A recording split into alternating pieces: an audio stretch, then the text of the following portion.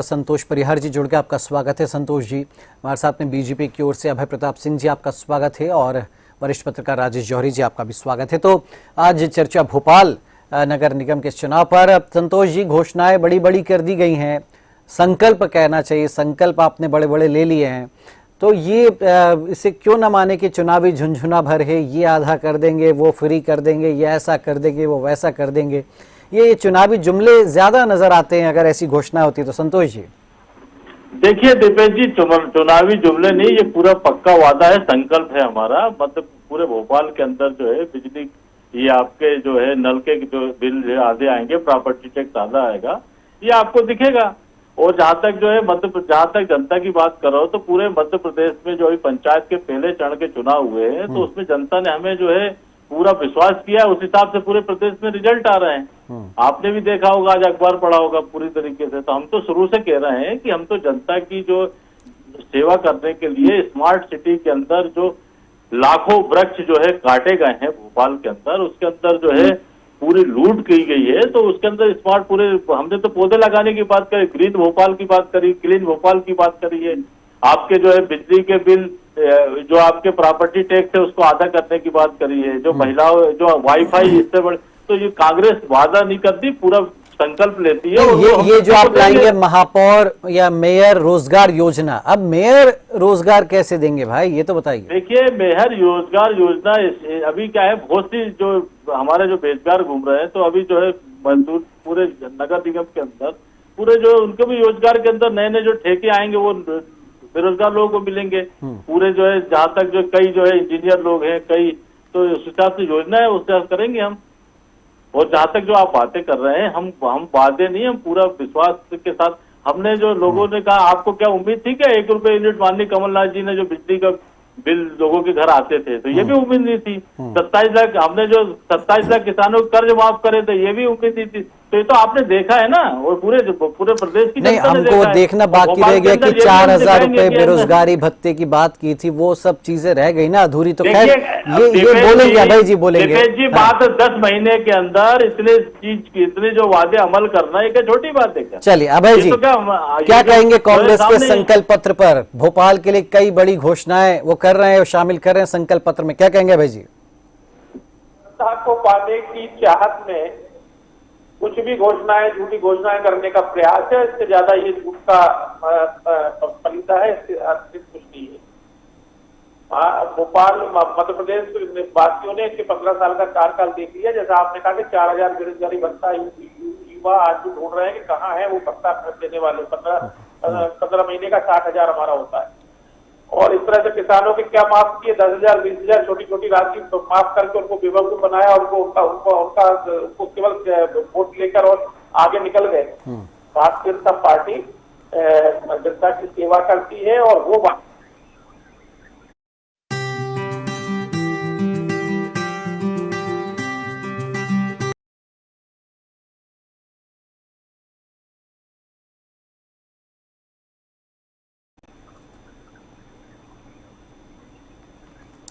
Audio भाई जी का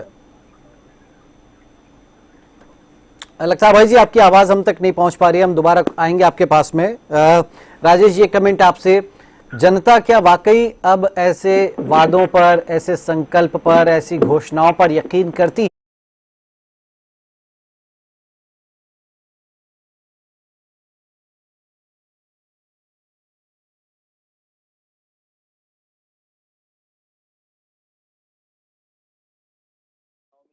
कुछ ऐसे वादे कर देती है और 5 साल तो ठीक है, उसके 10-15 साल में भी पूरे नहीं होते हैं। ऐसे बहुत सारे वादे होते हैं। और यहाँ तक ये बात, इस पर प्रश्न चिन्ह नहीं उठा रहे हैं कि कांग्रेस ने क्या वादा किया है, लेकिन जो चुनाव के वादे होते हैं वो वैसे वादे नहीं होते हैं, क्योंकि बहुत सारी चीजों में हमने देख लिया कि जो नहीं हो पाते हैं। अब लेकिन एक बात है, चुनाव जीतने के लिए फ्री वाली राजनीति नहीं करनी चाहिए कभी भी कि ये चीज फ्री देंगे, वो चीज फ्री देंगे। नहीं तो जो श्रीलंका का हाल हुआ है, जो ऐसे बहुत सारे देश है जिनकी अर्थव्यवस्था पे बहुत गहरा असर पड़ा है, सिर्फ इसलिए कि फ्री के चक्कर में कभी नहीं रहना चाहिए। आप आदमी को फ्री में देके कोई चीज, उसको हम लोग जो है उसको नकारा बना देते हैं, उसको काम करने वाला अकर्मण्य बना देते हैं, और उसको लगता है कि अब, और फिर उसको वो लोन भी ले लेता है, उसको मालूम है लोन माफ करने वाले भी आ जाएंगे। तो बात यहाँ कोई किसी पार्टी की बुराई की नहीं है, पर ना तो लोन माफ करने की कोई घोषणा होनी चाहिए और ना ही किसी तरह का फ्री देने की होनी चाहिए। अगर भाजपा करती है तो वो अपने फंड से फ्री करे, कांग्रेस करती है तो वो अपने फंड से फ्री करे। हमारी जनता का पैसा, हमारा पैसा जो है, गाड़ी कमाई है हमारी, हमारा दिया हुआ टैक्स, उसको उससे फ्री करने की कोशिश बिल्कुल ना करे। ये जनता में बड़ा रोष आता है इन बातों से, वो चाहे फिर कांग्रेस करे या भाजपा करे। लेकिन राजेश जी, अगर चुनाव है तो जनता के बीच कुछ ना कुछ बात तो लेकर जानी होगी, कुछ सपने तो उन्हें दिखाने ही होंगे। जो नहीं हुआ तो कांग्रेस का आरोप है कि साहब भ्रष्टाचार हुआ, भ्रष्टाचार मुक्त करेंगे। महापौर, मेयर, रोजगार योजना वो लाने की बात कर रही है, बोले असली स्मार्ट सिटी अब हम बनाएंगे। या एक अगर हम शहर के हिसाब से कहें, नगर सरकार, तो अगर आप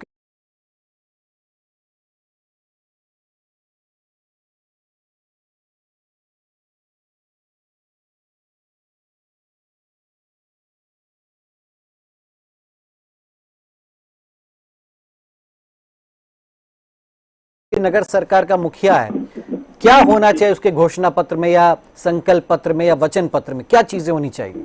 देखिए, जो नगर निगम होता है, नगर पालिका होती है और नगर परिषद होती है, इनका मुख्य काम होता है बिजली, जो इंटरनल बिजली का जो नेटवर्क है, जो लाइट, उसका ध्यान रखना चाहिए, स्ट्रीट लाइट का। और दूसरी बात यह है कि नालियों का, सफाई का, सीवेज सिस्टम का और पीने के पानी का ध्यान रखें, सड़कों का ध्यान रखें और इनका ध्यान रखें। अब इसके अलावा जैसे रोजगार योजना इसलिए हो सकती है, मेयर रोजगार योजना, क्योंकि जो ठेके में, आज तो सारी चीजें ठेके में चली गई हैं, तो उस समय मेयर ये कह कर सकते हैं कि जिसको ठेका दें उसकी शर्त रखें कि तुम्हें इस सेक्शन के लोगों को लेना पड़ेगा या इस तरह का जो आय वर्ग है जिन लोगों को लेना पड़ेगा। तो हो सकता है वो एक बार को कुछ असर कर जाए, लेकिन फिर वही बात है कि आप किसी भी तरह का प्रलोभन, कायदे में तो उसको सुप्रीम कोर्ट और सरकार, सुप्रीम कोर्ट की तरफ से मना होना चाहिए कि एक भी चीज आप फ्री नहीं करेंगे। आप देखिए, जो बच्चे डिबेट में, एक स्कूल के डिबेट में हम लोग गए थे, एक यहाँ बड़ा स्कूल है, तो वहाँ गए थे, वहाँ बच्चे कह रहे थे डिबेट में कि आपको केजरीवाल को फ्री में कुछ देना है तो अपने अपने पार्टी फंड से दे दें, अपने पास से दे दें, लेकिन हमारे पैसे से कोई चीज फ्री ना दे। तो अब प्रॉब्लम क्या आ रही है कि उसको फ्री के चक्कर में लोगों को और लोन माफ करना, दो चीजें ऐसी हैं जो किसी को भी नहीं करनी चाहिए। और उसमें भाजपा ने भी गलती करी है, ऐसा नहीं कि कभी कांग्रेस ने करी है, दोनों ने कहीं ना कहीं ऐसी गलतियां करी हैं और इससे हमको बचना चाहिए अगर वाकई देश को मजबूत करना है। अभय जी हमारे साथ जुड़ गए।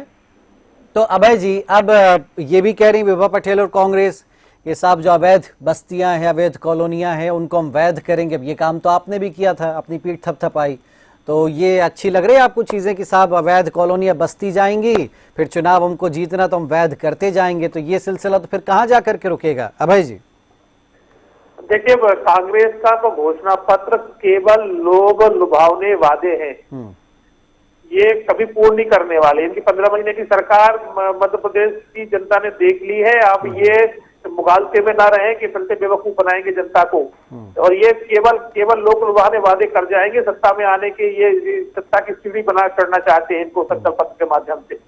भारतीय जनता पार्टी ने, जैसा आपने कहा कि इन्होंने कहा कि हम वो करेंगे, भारतीय जनता पार्टी ने तो उनको मालिकाना हक दिया है। अभी पिछले महीने ही माननीय मुख्यमंत्री जी ने मालिकाना हक दिया जिन जो रहवासी थे, जिनके पास खुद का अधिकार खत्म थी, कभी भी उनको डर था कि वो टूटी जा सकती है, उसको मालिकाना हक भाग देने का काम भारतीय जनता पार्टी ने किया। इसलिए भारतीय जनता पार्टी जो भी ये वादे कर रहे हैं उनमें पहले से ही काम कर रही है। बिजली की बात कर रहे हैं, 88 लाख परिवारों को कोविड काल के 6,000 करोड़ से ज्यादा राशि, 44,000 करोड़ से ज्यादा की राशि भारतीय जनता पार्टी ने बिजली बिल की माफ की है कोविड काल में। और पूरे गरीब, प्रधानमंत्री गरीब कल्याण, मुख्यमंत्री गरीब कल्याण के अंतर्गत फ्री में राशन देने का काम किया है। पोर्टेबिलिटी के उसके माध्यम से, वन नेशन वन राशन के माध्यम से कहीं भी राशन लीजिए अपना, उसका देने का काम किया है। कई क्षेत्रों में ये जो वादे कर रहे हैं वो भारतीय जनता पार्टी पहले ही पूरे कर चुकी है। ये तो केवल भारतीय जनता सत्ता में कैसे आए और लोगों को कैसे अपनी तरफ आकर्षित करे, इससे ज्यादा और ये कभी पूर्ण नहीं कर पाएंगे। ये आप भी जानते हैं और मैं भी जानता हूँ कि जिस हिसाब से आर्थिक स्थिति होती है, किस हिसाब से वादे किए जाते हैं, ये केवल वादे सत्ता में आ जाए उसके बाद जनता को नहीं, मैं आप जवाब सोच के रखिएगा, मैं पूछूंगा आपसे फिर कि भाई ये घोषणाएं तो ऐसी होती है ना, ये भाई अब आप भी चुनाव में जाएंगे तो कुछ ऐसी घोषणा लेकर के जाएंगे। हमारे साथ में संतोष जी हैं। संतोष जी, ये झुग्गी बस्तियों के लिए अलग से वचन पत्र या संकल्प पत्र लाना, पॉश कॉलोनियों और या जो कॉलोनियां हैं, जो शहरी इलाके हैं, उनके लिए अलग से, क्या इसके पीछे खास वजह थी? देखिए दीपेश जी, सबसे बड़ी बात तो ये कि पूरे कई झुग्गी बस्तियां जो है जहाँ पे जो है लोग 40-40, 50 साल से रह रहे हैं, तो उनके लिए ये योजना है कि जो है जब 50 साल से रह रहे हैं तो उनको मालिकाना हो ही गया है। अच्छा। तो उसके अंदर जो है कि वो जो करा जाएगा। और दूसरा, जहाँ तक जो बात आप वचन पत्र की कर रहे हैं, तो माननीय कमलनाथ जी द्वारा जो वचन पत्र में जो भी मांगे हमने, जो भी संकल्प पारित किए हैं, वो प्रदेश की जनता को दिखेगा। अभी 6 तारीख को वोटिंग होगी और उसके अंदर आपको सब चीजें दिखेंगी।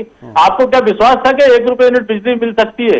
लेकिन दी माननीय कमलनाथ जी ने। लोगों 27 लाख किसानों का कर्जा माफ करा माननीय कमलनाथ जी ने, वो सामने दिखा। वो तो बाकी का भी कर देते। अब 10 महीने में सरकार गिर गई। सरकार ही नहीं बचा। सरकार क्यों गिर गई? सरकार क्यों गिर गई इसका आप सबको मालूम है क्यों गिरी है। तो 17 साल वो अलग मैटर, वो महाराष्ट्र में देख रहे हैं साहब, रिपीट टेलीकास्ट। देखिए महाराष्ट्र में नहीं, आपने महाराष्ट्र में भी देखा, आपने गोवा में भी देखा, आपने उत्तराखंड में देखा। विधायक कह रहे हैं कि हमारे मुख्यमंत्री सुनता ही नहीं था, हमारी विचारधारा से भटक गया था, इसलिए हमको छोड़ के जाना पड़ा। यही बात सिंधिया ने बताइए ना। आप पूरे मध्य प्रदेश के अंदर पहले पंचायत चुनाव के जो रिजल्ट आए, पूरे मध्य प्रदेश में पूरे रुझान आपको मालूम है, लेकिन आप दिखाओगे नहीं वो। इसलिए आप बोल रहे हो कि ये करेंगे नहीं वादे, तो पहले पूर्व में भी हमने वादे करे। 17 साल से जो है पूछ रहा हूँ संतोष जी, अवैध बस्तियों को वैध कर देंगे। सुनिए ना, अरे आपने ये बोला क्या कि अवैध बस्ती बसाने वालों के खिलाफ भी हम कार्रवाई करेंगे? पंचायत चुनाव में संतोष जी देखा ना आपने दीपेश जी। संतोष, अभी निकाय चुनाव की बात कर लें। अरे अभी आप नहीं, अभी तो निकाय चुनाव का भी रिजल्ट उस पर बात कीजिए। 6 तारीख को वोटिंग होगी, उसके अंदर वो भी दिखेगा। दिखेगा। तो अभी मेरा सवाल तो सुन लीजिए दीपेश जी। आपका कहना है हमने जो संकल्प पत्र पारित किया है वो पूरे जनता से पूरे वादे पूरे किए जाएंगे।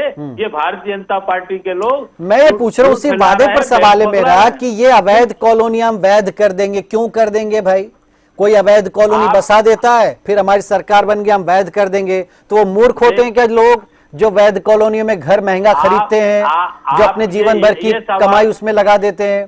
हाँ, तो ये मतलब वो बेवकूफ होते हैं, क्योंकि अवैध कब्जा कोई कर ले या अवैध कॉलोनी बसा दे, फिर साहब सरकार है ना पीछे से, तो ऐसे तो ये सब रैकेट चलते ही रहेगा अवैध कॉलोनी वालों का। दीपेश जी बता, जो 50 साल से रह रहे हैं उसके अंदर तो वैध ही हो गए ना वो तो। 50 साल से कोई अगर मैं अवैध कॉलोनियों की बात कर रहा हूँ, झुग्गियों की बात नहीं कर रहा हूँ। मैं उसी की बात कर रहा हूँ, उसी पे आ रहा हूँ कि जो वो तो जो बातें जो है वो तो वैध ही हो गया ना। नहीं, मैं झुग्गियों की बात नहीं कर रहा हूँ, मैं अवैध कॉलोनियों की बात कर रहा हूँ जी। अवैध दोनों में अंतर है। अब ये नहीं, हाँ दोनों में अंतर है, बिल्कुल सही कह रहा हूँ आप। जो बात है जो है मेन जो समस्या है जो इसकी है कि जो 50 साल से जो रह रहे हैं। अरे ये झुग्गियों का कहा आपने साहब, मैं अवैध कॉलोनी को हम वैध कर देंगे, क्यों कर देंगे? मैं यही तो पूछ रहा हूँ। मैं अभी जब बीजेपी कर रही थी तो आप लोग आपत्ति उठा रहे थे कि साहब देखिए वोट बैंक के लिए गलत सलत काम कर रही सरकार, और अब आप भी वही करेंगे, हम भी यही करेंगे। हाँ देखिए, जो आप इतने सालों से कॉलोनियां जो बसी हुई है दीपेश जी, उसके अंदर जब सब कुछ जो टैक्स जमा कर रहे हैं, सारी चीजें वो कर रहे हैं, तो उसमें भेद करने में क्या बुराई है? आप बताइए ना। जब सालों से टैक्स, नगर निगम टैक्स तो ले ही रहा ना उसका। बिजली का बिल तो हो ही, बिजली का बिल बिजली विभाग ले ही रहा ना।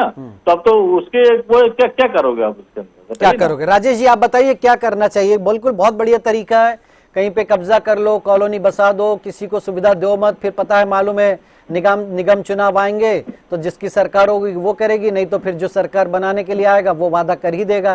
तो ऐसे सिलसिला थमेगा क्या अवैध कॉलोनियों का? राजेश जी देखिए, एक तरफ हम दोनों ही पार्टियों की बात है, इसमें परिहार साहब की पार्टी की बात नहीं है ना अभय जी की।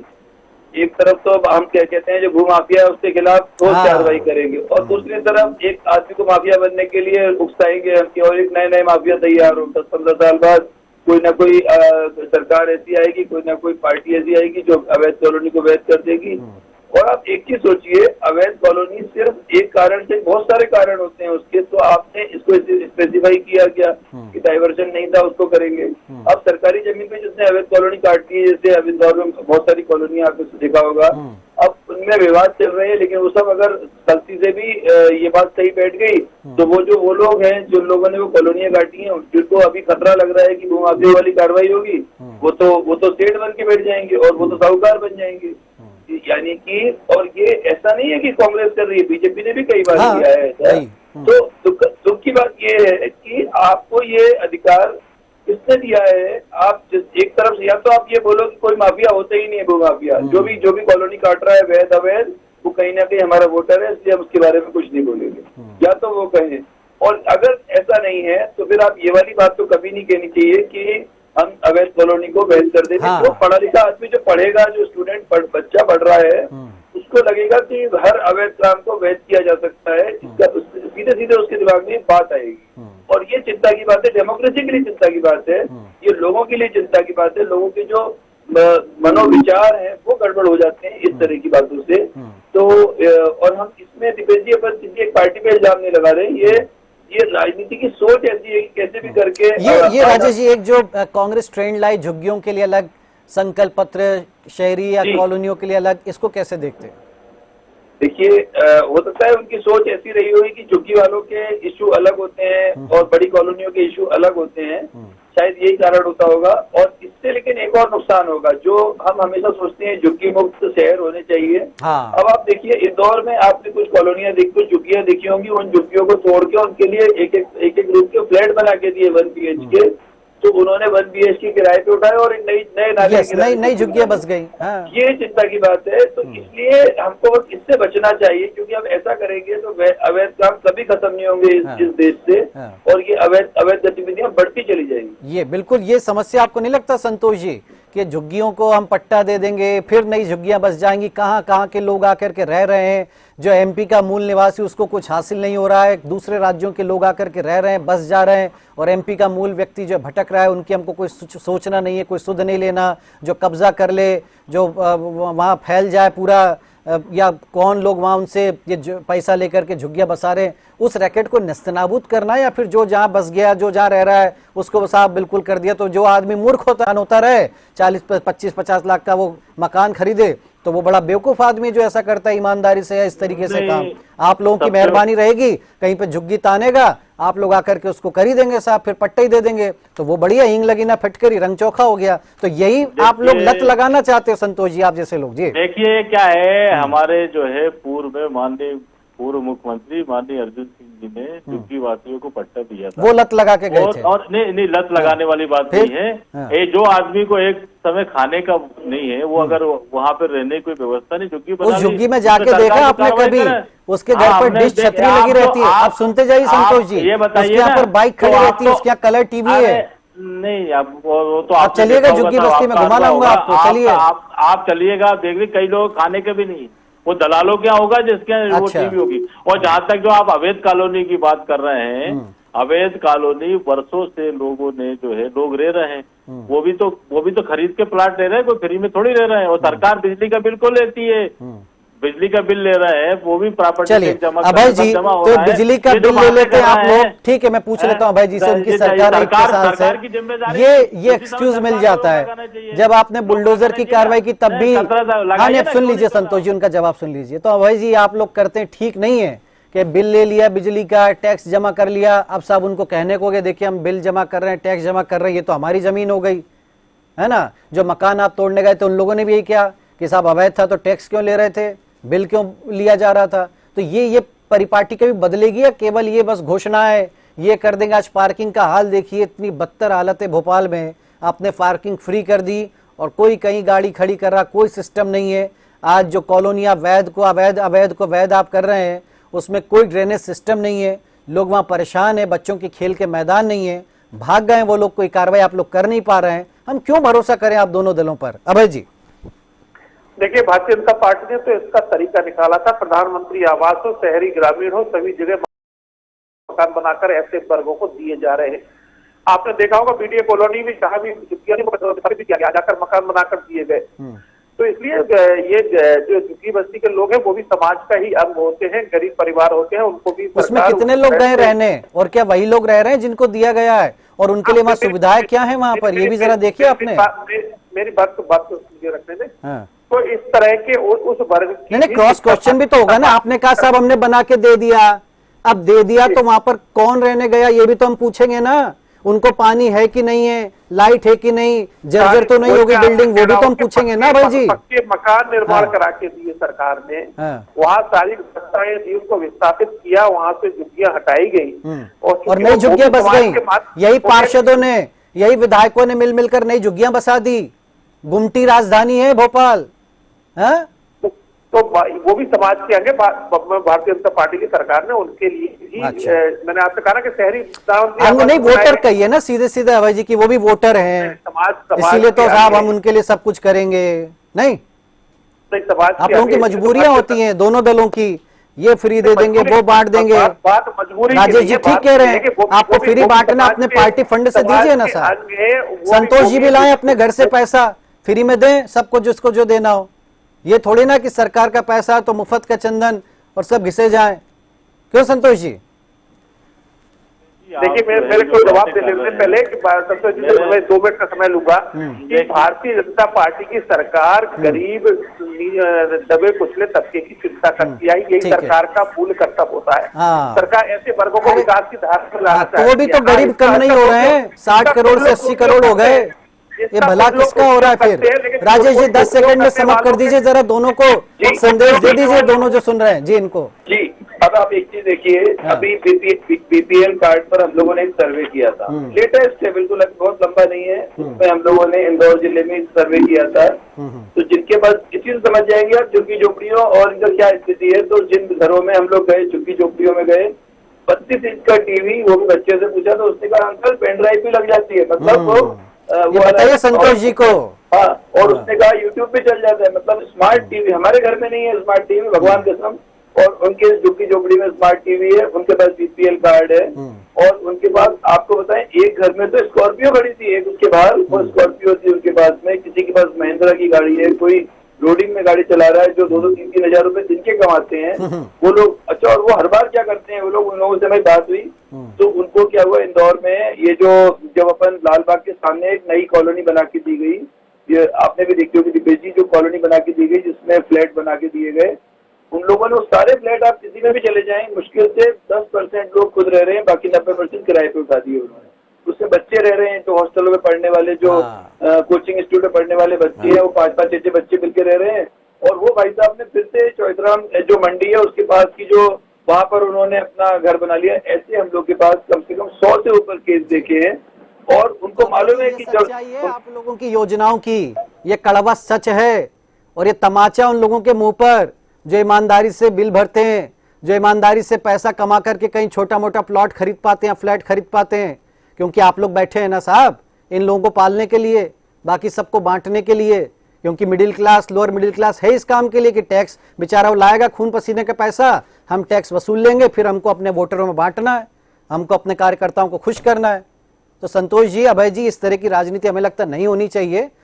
ठीक राजनीति होना चाहिए, जो वाकई पात्र है उसको मिले ऐसी योजनाओं का लाभ। हम ये नहीं कहते योजनाएं बंद हो जाएं, लेकिन ऐसा भी नहीं होना चाहिए कि अंधा बांटे रेवड़ी फिर अपने अपनों को दे। तो ये चीजें बंद होनी चाहिए, तब तो आपकी इन घोषणाओं और उनका मतलब है, वरना फिर इस तरह से तो जनता हमेशा ठगी जाती रहेगी। शुक्रिया संतोष जी और अभय जी और राजेश जी, आपका हमारे साथ